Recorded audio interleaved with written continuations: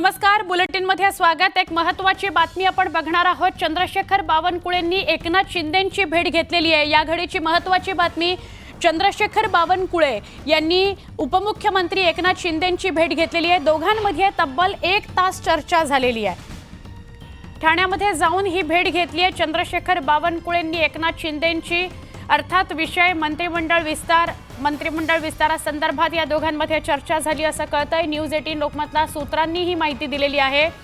भाजपचे प्रदेशाध्यक्ष चंद्रशेखर बावनकुळे यांनी रात्री उशिरा उपमुख्यमंत्री एकनाथ शिंदे यांची ठाण्यात त्यांच्या निवासस्थानी जाऊन भेट घेतलेली आहे आणि मंत्रिमंडळ विस्ताराबाबत साधारणपणे या दोघांमध्ये 1-1.5 तास चर्चा झाली अशी माहिती मिळते आहे। महत्त्वाची माहिती आहे।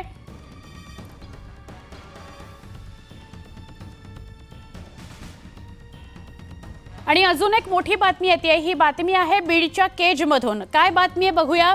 बीडच्या केजमधून ही ब्रेकिंग न्यूज आपल्यापर्यंत पोहोचते। बीडमधील सरपंच हत्या प्रकरणासंदर्भातली एक महत्त्वाची बातमी समोर येते। हत्या प्रकरणाची सीआयडी चौकशी होणार आहे। हे जे हत्या प्रकरण आहे बीडमधलं, त्याची सीआयडी चौकशी होणार आहे। केज तालुक्यातील मासाजोग इथल्या सरपंच संतोष देशमुख यांची हत्या झालेली होती। या हत्या प्रकरणात पोलिसांनी 2 आरोपींना अटक केलेली आहे। प्रमुख आरोपींच्या शोधाकरता पोलिसांनी पथक रवाना केलेलं आहे। तर ग्रामस्थांच्या मागणीनुसार 2 पोलीस अधिकाऱ्यांच्या निलंबनाचा प्रस्ताव देखील पाठवण्यात येणार आहे। या सगळ्या प्रकरणाची सीआयडी चौकशी होणार असून विशेष सरकारी वकिलाची देखील नियुक्ती करण्यात येईल असं आश्वासन पोलीस अधीक्षक अविनाश बारगळ यांनी ग्रामस्थांना दिलेलं आहे। पोलीस अधीक्षकांनी दिलेल्या आश्वासनानंतर मांजरसुंबा ते केज रोडवर सुरू असलेला रास्ता रोको मागे घेण्यात आला। सरपंचाची हत्या झाली होती आणि त्यामुळे रास्ता रोको करण्यात आलेला होता। या रास्ता रोकोमुळे वाहतूक कोंडी झालेली होती। अखेर या प्रकरणाला वेग आला आणि आत्ताची अपडेट अशी आहे की पोलीस अधीक्षकांनी या सगळ्या ग्रामस्थांना आश्वासन दिलं की यावर आम्ही कठोर कारवाई करू। 2 आरोपींना पकडलं, त्यामुळे मग रास्ता रोको थांबलेला आहे। काही गावकऱ्यांनी काही पोलीस अधिकारी PSI त्यांच्यावर काही आरोप केले होते। थोडंसं आम्ही थोडक्या कालावधीत चौकशी केली, त्यांना सस्पेंड करण्यात आलेलं। इकडचे जे PI आहेत ते PIंची इन्क्वायरी करून रिपोर्ट पाठवणार आहोत आणि बाकीचे CID चौकशी, स्पेशल पब्लिक प्रॉसिक्युटर नेमणे या मागण्या मान्य केलेल्या आहेत। अजून एक महत्त्वाची बातमी आहे। ही बातमी याच प्रकरणासंदर्भातली आहे। काय ब्रेकिंग आहे पुढची ती सुद्धा आपण बघूया। बीडच्या केज तालुक्यातील मासाजोग इथल्या सरपंच हत्या प्रकरणासंदर्भात आता एक प्रतिक्रिया येते। 2 आरोपींना अटक करण्यात आलेली आहे। या 2 आरोपींना अटक करण्यात आलेली, याबरोबर आता मराठा आंदोलक जरांगेंनी सुद्धा या संदर्भात प्रतिक्रिया दिलेली आहे।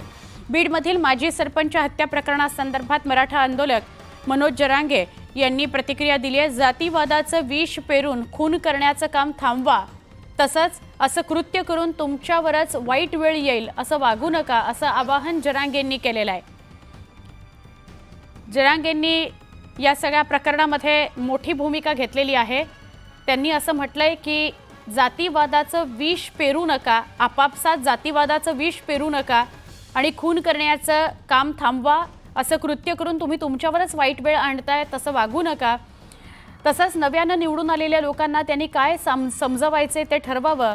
माझे लोक मरायला लागले आहेत आणि खून हा विषय जर तुम्हाला कळत नसेल आणि आरोपीला मोकाट फिरू देणार असाल तर ते तुम्हाला जड जाईल, असा इशारा जरांगेंनी सत्ताधाऱ्यांना दिला। तुम्ही जे जातीवाद म्हणताय ना, ते जरा थांबवा, नका दुसरीवर ढकलू, जरा चांगले धडे द्या। बघा बरं का, मी खूप चांगल्या पद्धतीने सांगतोय, जरा चांगले धडे द्या तुमच्या लोकांना। या गोष्टीपासून जरा लांब जा म्हणतो। नका वारंवार तुम्ही जातीवादाचे प्रयोग करून किंवा विष पेरून खून करायचे, दहशत माजवण्याचा प्रयत्न तुम्ही थांबवा। कारण तुम्ही जर अशी दहशत माजवायला लागले आणि असे खून करायला लागले तर नाविलाजाने समाजाला उठावं लागेल। तुम्ही इशारा समजता याला का काय समजता तुम्ही तुमचं बघा ना, आम्हाला माहित नाही तुम्ही काय समजता याला।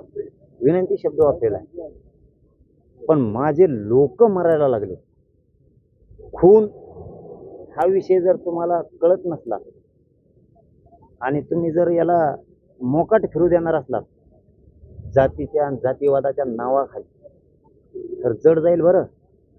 हो, तुम्हाला जे वाटतंय त्याच्या पलीकडे प्रक्रिया जाईल बरं काही. पुढच्या बातमीकडे आपण वळूया. बीड जिल्ह्यातील मसाजोग इथलं वातावरण आता निवळलेलं आहे. मात्र मसाजोग आज पूर्णपणे बंद ठेवण्यात आलं. सरपंच संतोष देशमुख यांचं अपहरण आणि हत्या यानंतर या भागात तणाव होता. 2 आरोपींना अटक करण्यात आली आहे.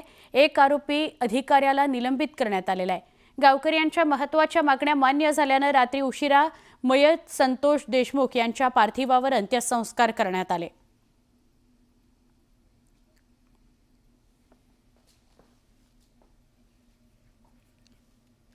या सगळ्या संदर्भात आपण अधिक बोलणार आहोत. आमचे प्रतिनिधी सिद्धार्थ गोदाम आपल्या सोबत आहेत. सिद्धार्थशी बोलूया. सिद्धार्थ, वातावरण तापलेलं होतं, रास्ता रोको सगळ्या गावकऱ्यांनी केलेला होता. आता पोलीस अधीक्षकांनी स्वतः लक्ष घातलेलं आहे. 2 आरोपींना अटक झालेली आहे. आत्ताचं वातावरण कसं आहे? अंत्यसंस्कार सुद्धा करण्यात आलेत पार्थिवावर. तर बघा सुवर्ण, मसाजोगचे तरुण जे सरपंच आहेत देशमुख, त्यांच्या अपहरण आणि हत्येनंतर गेल्या 24 तासांपासून मसाजोग धुसमसत होतं. रस्ता रोको, जाळपोळ सगळ्या गोष्टी झाल्या. मात्र काही मागण्या मान्य झाल्या. 2 आरोपींना अटक झाली आणि त्यानंतर काल रात्री मनोज जरांगे पाटील यांनी या गावामध्ये भेट घेतली, गावकऱ्यांना समजावून सांगितलं आणि त्यानंतर अंत्यसंस्कार झालेले. आज सकाळी थोडंसं वातावरण निवळलेलं दिसतंय. मात्र मसाजोग जो आहे पूर्णपणे बंद ठेवण्यात आलेलं आहे. एकही दुकान रस्त्यावरचं या ठिकाणी सुरू नाही आहे. हत्येनंतर लगेच या ठिकाणी आगडोंब उसळला होता. गावकऱ्यांचा संताप होता. कारण संतोष देशमुख हे मनमिळावू आणि चांगले कार्य करणारे सरपंच म्हणून या ठिकाणी प्रसिद्ध होते. त्यामुळे निश्चितच गावकरी संतापले आणि त्यांनी या ठिकाणी मोठ्या प्रमाणात आपला संताप निषेध व्यक्त केला. मात्र पोलिसांनी तातडीने 2 आरोपींना अटक केलेली आहे आणि जो कोणी दोषी अधिकारी PSI आहे त्या एका PSIला सुद्धा या ठिकाणी सस्पेंड करण्यात आला आणि PIच्या सस्पेंडचा प्रस्ताव सुद्धा राज्य सरकारकडे पाठवण्यात आलेला आहे. निश्चितपणे पोलीस कामाला लागलेली आहे. CID चौकशीची मागणी सुद्धा गावकऱ्यांची मान्य झालेली आहे आणि काल रात्री उशिरा 1 ते 1:15 दरम्यान मयत संतोष देशमुख यांच्यावर अंत्यसंस्कार झाले आणि आज 10-10:30 वाजता त्यांचा बाकीचा कार्यक्रम सुद्धा या गावामध्ये होणार आहे. आपण बघतोय गावकऱ्यांच्या चेहऱ्यावर थोडासा तणाव आहे. मात्र पोलिसांचा बंदोबस्त आणि पोलिसांच्या भूमिकेमुळे थोडंसं वातावरण निवळलेलं आहे. आपण बघतोय पूर्ण दुकानं बंद आहेत, गावातले व्यवहार सगळे ठप्प आहेत आणि गावकरी सुद्धा त्यांच्या चेहऱ्यावर सुद्धा थोडासा तणाव आणि भीतीचं वातावरण सुद्धा दिसत आहे. मात्र एकंदरीतच बऱ्यापैकी मागण्या मान्य झाल्या. 2 आरोपींना अटक केली आणि बाकीचे आरोपी पकडण्यासाठी जवळपास 7 ते 8 टीम रवाना करण्यात आलेला आहे. CID चौकशी, एकंदरीतच गावकऱ्यांच्या पूर्ण मागण्यांचा विचार या ठिकाणी केला गेलेला आहे. मनोज जरांगे पाटील सुद्धा आता या ठिकाणी गावकऱ्यांना रात्री समजावून गेले. त्यामुळं वातावरण कुठंतरी निवळलेलं आहे. मात्र नेमकी ही अपहरण आणि हत्या का झालेली याचा मुख्य कारण अजून पुढे येऊ शकलेलं नाही. मात्र पोलीस आहेत, तपास यंत्रणा आहेत, त्यावर काम करतील आणि आज दिवसभरात, आज सकाळी थोडीशी तणावाची सकाळ ठरलेली मसाजोगला, मात्र तणाव निवळत चाललेला आहे. एकंदरीतच आपण बघतो की संध्याकाळपर्यंत अजून परिस्थिती या ठिकाणी ही होऊ शकते. मात्र ज्या पद्धतीनं मनोज जरांगे पाटील यांनी काल वक्तव्य केलेलं की दोन्ही बाजूच्या 2 बाजूच्या नेत्यांनी असतील किंवा समाज कार्यकर्त्यांनी समजावून या ठिकाणी वातावरण आणखी बिघडू देऊ नये ही जबाबदारी आहे. सुवर्णा. बरोबर. सिद्धार्थ, धन्यवाद आपण सविस्तर माहिती दिल्याबद्दल. आमचे प्रतिनिधी मसाजोगलाच आहेत आणि तिथलं वातावरण थोडंसं निवळलेलं आहे अशी माहिती ते आपल्याला देत आहेत.